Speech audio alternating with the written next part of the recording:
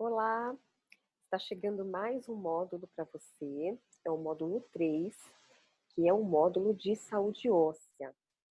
Então, mais uma aulinha para você, eu vou colocar aqui na tela cheia, para você conseguir visualizar melhor.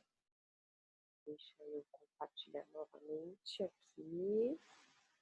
Vamos lá, agora sim. Então, esse nosso terceiro módulo, nós vamos falar sobre os cuidados com a saúde óssea, né? A questão óssea é uma questão muito importante, que merece muita atenção nessa fase da menopausa, porque nós precisamos de alguns nutrientes, precisamos de alguns cuidados, de formas de preservar a nossa saúde óssea, né? E para a gente começar a falar um pouquinho sobre a saúde óssea, eu quero começar falando sobre a osteopenia, que é muito comum de acontecer nas mulheres. A osteopenia ela já é um indício, né, de que a quantidade de cálcio do seu osso está diminuindo, né? Então é uma diminuição considerável desse cálcio no osso. Ainda não é uma doença, porém, se não tratar e não der atenção para isso, ela pode evoluir para uma osteoporose. E aí as coisas ficam um pouco mais complicadas, né? Que aí os riscos ficam maiores, de queda, de fratura, uma série de coisas que eu vou falar agora mais adiante. E o que seria então a osteoporose, né? Como o nome diz, são os ossos porosos. Então é quando eles descalcificam, ficam mais frágeis. Então a osteopenia é o indício de que está diminuindo o cálcio nos ossos e a osteoporose já é a doença, né? Já é a questão da descalcificação dos ossos, tá? E o que pode gerar, né? Quais são as possíveis causas, tanto da osteopenia quanto da osteoporose? Então, uma das causas é a hereditariedade. Então, de repente, se tem histórico na sua família, ou a mãe, ou o pai, a avó, né? Então, tem maiores chances de você herdar essa questão óssea. Outro ponto pode ser também a produção óssea ser insuficiente. Opa, apareceu uma coisinha aqui. Desculpa, voltando. A produção óssea do seu corpo pode estar insuficiente, pode ter sido insuficiente nos anos de crescimento, né? Ou a perda óssea foi maior do que o normal na fase adulta. Então, isso também é uma outra causa. O fumo ou a bebida em excesso também pode gerar a osteoporose. A deficiência de alguns nutrientes na alimentação, especialmente cálcio, vitamina D, vitamina K e boro. Eu vou falar mais adiante sobre esses nutrientes. E outro ponto muito importante é o sedentarismo. Então, é uma causa também muito frequente, né, nas questões de osteoporose, tá? Então, às vezes, um indivíduo, uma pessoa, mulher, por exemplo, né, que tem caso na família, então a mãe, por exemplo, teve osteoporose, é sedentária, não tem uma boa alimentação, né, rica em algumas vitaminas e minerais importantes, e fuma ou bebe em excesso, bebida alcoólica, as chances dela ter osteoporose, especialmente na menopausa, são muito maiores. E você vai entender aqui o porquê.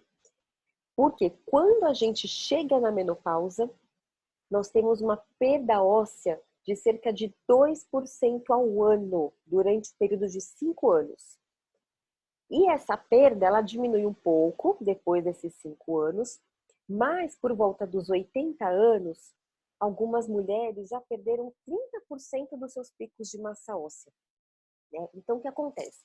Pensa comigo, né? Você tem um caso na família, mãe, avó, alguém que tenha osteoporose, então você já tem uma predisposição. Você não se alimenta bem, então tem deficiência de vitamina D, vitamina K, boro, magnésio, fuma, bebe, né? É sedentária, não faz nenhuma atividade física. Então, quando chega na menopausa, com a queda dos hormônios, né, de estrogênio, entre outros, as chances de você vir a ter uma osteoporose são muito grandes, tá? Não que isso vá acontecer, você está fadada a esse acontecimento, não. Porém, as suas chances aumentam consideravelmente, tá? E quais são as consequências, né, dessa doença? O que que isso gera, né, na nossa saúde? Então, aumenta o risco de fraturas, então você pode ter fraturas de fêmur, entre outras, né? E aí gera um transtorno muito grande, dependendo da idade, é mais complicado, né? Então, se torna um risco até de morte, né? Porque a gente vê muitos idosos, né? Quando a gente diz idosos, acima de 60 anos, que tem às vezes uma queda boba, inocente na rua, e que gera um transtorno absurdo, né? Outra consequência muito comum também é a diminuição na estatura, então acaba diminuindo de tamanho. E ainda algumas mulheres ficam com aquelas curvaturas, aquela corcunda na parte superior das costas. Não sei se você já observou isso, né? Então as mulheres ficam meio curvadinhas assim para frente, aquela corcundinha aqui atrás. Então isso também é uma consequência, tá? Da osteoporose. E aí entra a minha parte, né, da alimentação, da nutrição, né? Como que a nutrição, como é que a alimentação pode te ajudar nesse aspecto? Quando a gente fala em saúde óssea, nós precisamos tocar em alguns pontos importantes. Muita gente pensa somente no cálcio. Eu preciso de cálcio, cálcio, cálcio e cálcio. E aí, as pessoas pensam assim, eu preciso beber leite. Eu preciso de leite, eu preciso de cálcio. Mas e as pessoas que não consomem leite, que têm intolerância, que tem algum problema com o leite ou que não gosta, né? Como é que faz? Então aí eu te digo o seguinte, primeiro ponto, não é somente o cálcio necessário para a saúde óssea. Nós precisamos de diversos outros nutrientes, especialmente a vitamina D, na fase da menopausa, ela não pode faltar. Eu gosto de trabalhar com a vitamina D nos níveis de 50. E isso é um ponto importante que provavelmente eu já te falei na consulta, mas eu vou repetir aqui. Na avaliação dos médicos, né, muitos médicos, o valor de referência do laboratório está ok. Então, se você tiver um valor de referência de vitamina D em torno de 30, 35, para os médicos está ok, porque você está dentro do valor de referência do laboratório. Porém, na nutrição funcional, que tem uma visão preventiva, funcional, a gente trabalha com valores maiores. Então, uma mulher na menopausa ou no climatério, visando saúde óssea, entre tantas outras coisas, a gente trabalha com vitamina D ali por volta de 50, tá? Então, a nossa suplementação geralmente é feita de forma individual, dependendo do nível de vitamina D que estiver no seu sangue. Além da vitamina D, a gente precisa de boro, que é muito importante. A gente precisa de vitamina K, de ômega 3, de silício, de proteína e de magnésio. Então, você percebe que é um combo de nutrientes, né? Quando a gente fala em nutrição, em alimentação adequada para a fase da menopausa, a gente não pensa só em um alimento ou simplesmente, você precisa comer inhame, você precisa comer beterraba. Não, a gente precisa de diversos nutrientes, porque a gente precisa de um nutriente ajuda o outro a ser bem absorvido, entende? Então, isso é muito importante. O magnésio, ele gera energia, então ele é bom para a saúde óssea, ele é importante para o sono, ele é importante para que você tenha energia, para que não tenha fadiga, né? Então, aí um nutriente acaba ajudando em diversas outras coisas que você possa estar se incomodando. E aí, quando a gente fala também no cálcio, o segundo ponto que eu falei para você, e quem não bebe leite, né? Como é que vai obter esse cálcio? Nós temos outras fontes de cálcio. A semente de gergelim, por exemplo, ela é uma fonte excelente de cálcio. Uma colher de sopa de gergelim tem mais cálcio do que um copo de leite, você sabia?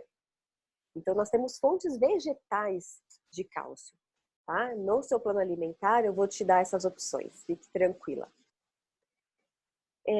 E aí, né, eu tô falando para você do cálcio, por quê? Porque ele tem um papel fundamental na formação e na manutenção dos nossos ossos, da massa óssea, né?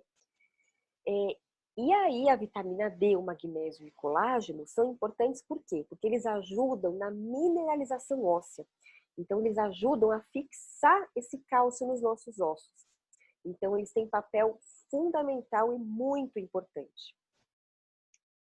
E aí, nós temos alguns sinais, né, de deficiência de cálcio. Quando a pessoa está com falta de cálcio, primeiro que a gente consegue verificar isso no exame de sangue, né? Geralmente eu faço a solicitação quando o paciente não vem com o exame de cálcio, eu solicito para a gente avaliar.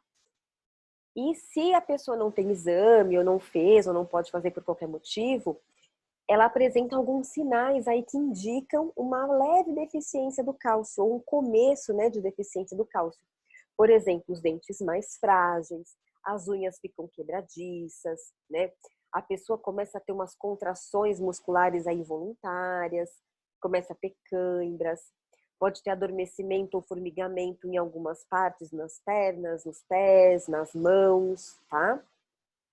Pode ter também taquicardia, insônia, perda de memória. A pessoa fica mais irritada, mais agitada, o humor fica lábil, então fica, sabe, um humor variado, tá? Então, tudo isso são sinais de deficiência de cálcio. Porém, todos esses sintomas também são sinais de deficiência de outros nutrientes. Por isso que o mais adequado, o melhor para a gente identificar deficiência de cálcio é através do exame mesmo, tá bom? E aí, qual é a recomendação diária, né, do cálcio na nossa fase, né, nessa fase do climatério, menopausa? Então, por exemplo, um adulto de 31 a 50 anos, o ideal é que tenha um consumo em torno de 1.000 miligramas por dia. A partir dos 51 anos, até a casa dos 70, né, ou até mesmo os idosos acima de 70, o ideal é que seja em torno de 1.200 miligramas por dia. Isso me referindo às mulheres, tá? Porque os homens é outra recomendação. E aí eu faço um alerta muito importante com relação ao café e à bebida alcoólica. Esses dois alimentos, eles aumentam a excreção do cálcio, eles atrapalham a absorção do cálcio. Então, sabe aquele seu cafezinho logo após o almoço? Eu recomendo que você espere pelo menos aí uns 30, 40 minutinhos para tomar esse café. Porque logo em seguida do almoço, tudo que você adquiriu, por exemplo, dos vegetais escuros, que é rico em cálcio, brócolis, couve, a sementinha de gergelim lá que eu pedi para você colocar em cima da salada, o café vai atrapalhar a absorção do cálcio desses alimentos. Então é importante você segurar um pouco a ingestão do café logo após o almoço, tá bom?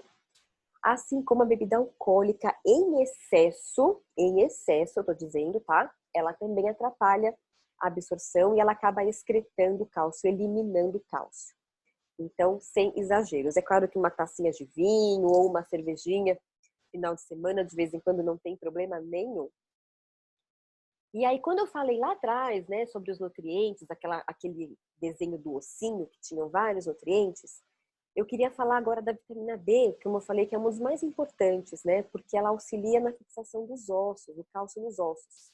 Então a gente precisa muito dessa vitamina D, porque ela ajuda a gente fixar o cálcio nos nossos ossos e reduz os riscos de calcificação vascular e, consequentemente, de doença cardiovascular, que é muito grave e fatal, né? Em algumas situações.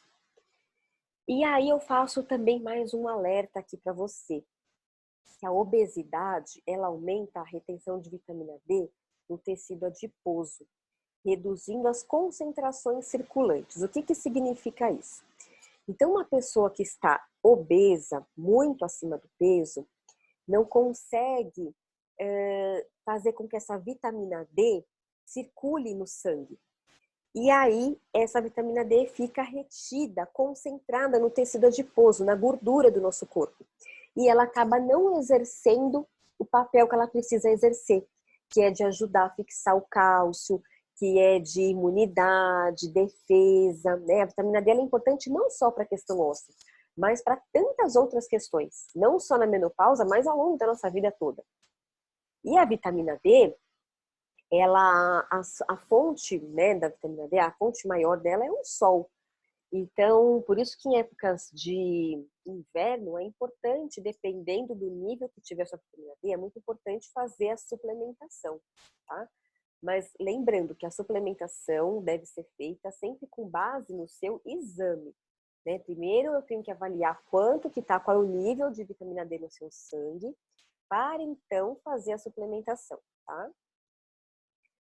Através da alimentação, a gente também tem a vitamina D, inclusive está naquela tabelinha que eu já te ofereci, mas são poucas opções que nós temos. Então, por isso que geralmente a suplementação é fundamental, tá? Na fase da menopausa, especialmente. E aí, quais são as consequências da deficiência da vitamina D no nosso corpo? Primeiro, a gente pode ter desordens do metabolismo ósseo, então essa questão toda que eu falei para vocês, né, de não ajudar a fixar o cálcio nos ossos.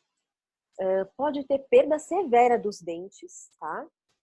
Pode gerar uma fraqueza muscular, pode ter um risco de doença cardiovascular aumentado, né? Então aumenta esse risco para doença cardiovascular. Pode haver um desequilíbrio imunológico, né? Como eu falei agora, é muito importante para a imunidade. E também pode ter um aumento de doenças infecciosas. Então a vitamina D, ela ajuda a prevenir infecções, tá? Mesmo porque ela trabalha o sistema imunológico, então, consequentemente, se o seu sistema imunológico está bom, as suas defesas também estão boas.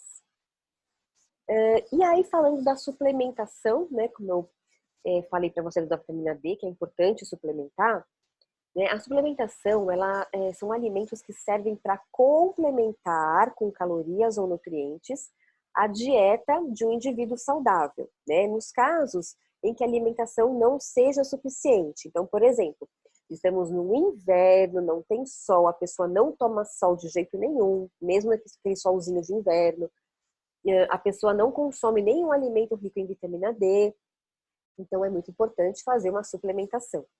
Tá? Lembrando que é importante que tenha hábitos alimentares, de um modo geral, saudáveis, para que essa suplementação seja eficiente. E além da alimentação, é muito importante para a saúde óssea praticar atividade física. Por quê? Porque na atividade física a gente consegue ter um fortalecimento muscular, ela proporciona uma maior sustentação dos ossos, melhora a lubrificação das cartilagens, né? Melhora o desempenho das articulações, reduz as dores de um modo geral, né? Sem contar que a atividade física é importante, é muito benéfica, né, para tudo, para a mente, né, para a cabeça, para o físico. Então, para a saúde óssea também é importante, fundamental, tá? Então, falando de saúde óssea, nós ficamos por aqui hoje. Eu espero que você tenha aproveitado muito essa aula e que já esteja colocando em prática algumas orientações que eu já te passei na consulta. Um beijo e até o próximo módulo.